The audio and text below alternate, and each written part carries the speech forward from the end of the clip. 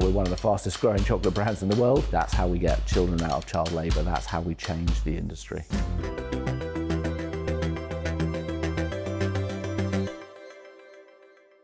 Welcome to The Big Question, the series from Euronews where we speak to some of the biggest names in business. I'm Hannah Brown, and today I'm joined by the CEO of Tony's Chocolonely, Douglas Lamont. Douglas, thank you very much for joining me. Pleasure. Good to be here. So Tony's was founded in 2005 as a protest against widespread child exploitation and slavery in the chocolate industry. So, we're about 21 years later. How is the industry looking now? Well, it's a slow process for change, as we've discovered, but I feel like we've made good progress in terms of people becoming much more aware of the challenges in West Africa. Also, as a company, what we wanted to do was show that you could do things differently. You could build a model that was more sustainable, that supported farmers in a different way. We have an initiative called Tony's Open Chain that has brought over 20 other partners on board with us now who source their cocoa in partnership with us.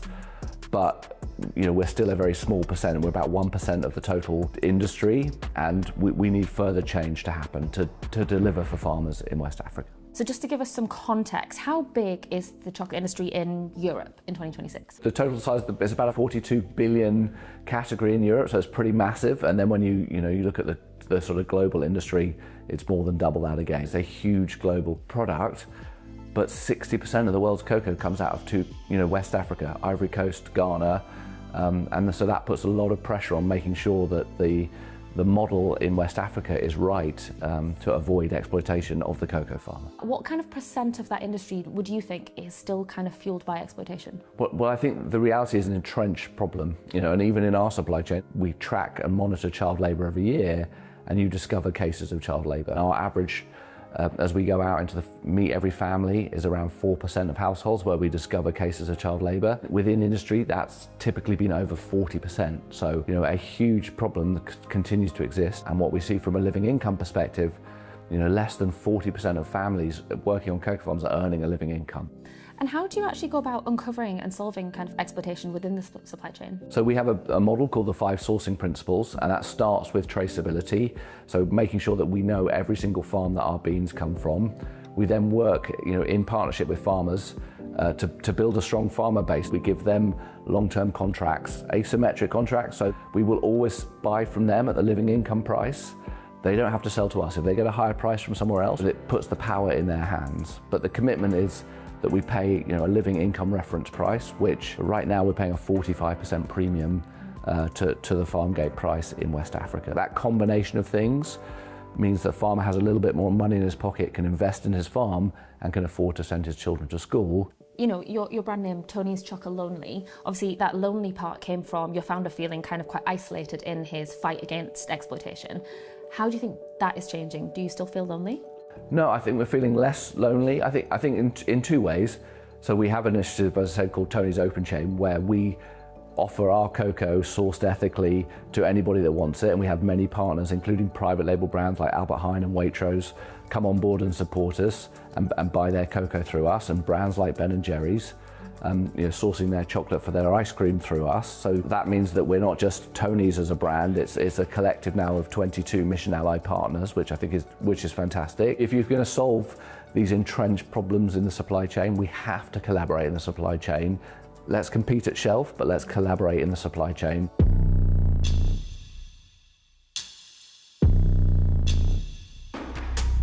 Let's talk about pricing. According to data from Eurostat, consumer chocolate pricing rose 17.9% across the EU in 2025, which was the highest increase of any food item. And to put that in context, the average inflation across food and non-alcoholic beverages was on average 3.3%. So what exactly caused such a steep increase in the price of chocolate?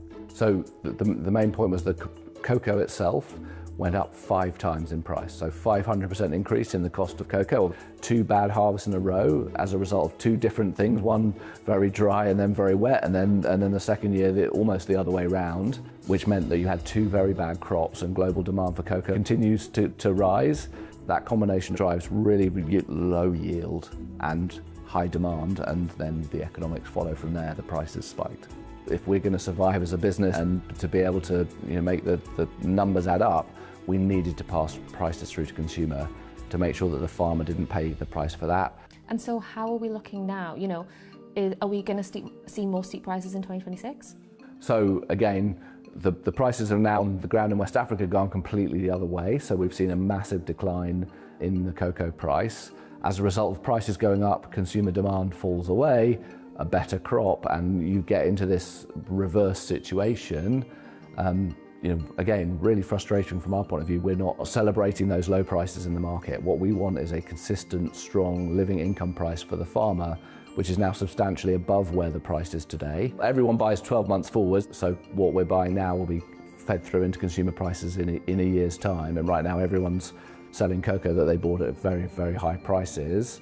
My argument is actually, yes, the big companies should invest in the farmer living income price, commit to that living income premium like we do, rather than passing all of it back to consumers or retailers. In the past, everyone said, oh, we can't do it because if we put the price up, consumers will never pay the premium.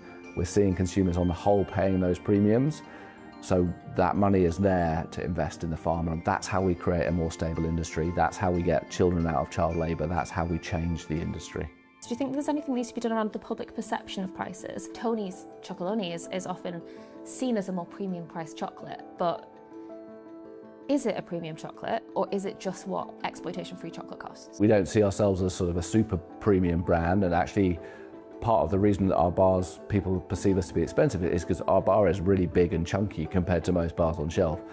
So yes, the absolute price point is higher, but the amount of chocolate you get for that is also substantially more. So on a sort of per kilogram basis, our chocolate is typically at a 20–25% premium to other bars on the shelf, which I think is a price worth paying. And I think the fact that we're one of the fastest growing chocolate brands in the world suggests that many other people think it's a price worth paying as well. Brilliant. And you are quite successful in this vision that you have. What are you aiming to achieve in the next 10 years, we'll say? Look, for us, more volume equals more beans equals more impact on the ground for farmers. So yeah, do I want to double the size of the company? Of course I do, because that's doubling the number of beans we're sourcing in an ethical way, paying a living income price for West African farmers, and that's exactly what we're all about. Our other ambition is to change the industry. So Tony's being good on its own is not enough, and so creating that tipping point where more of the industry steps into a commitment for living income is actually our true ambition. I see myself as CEO of the mission, not CEO of the brand, and the mission is together ending exploitation in cocoa. That's way beyond what we do as a brand. It involves the whole of the industry, and that's a big challenge. And on that note, thank you very much for your insights today and for joining me on The Big Question. Pleasure, and great to have you here.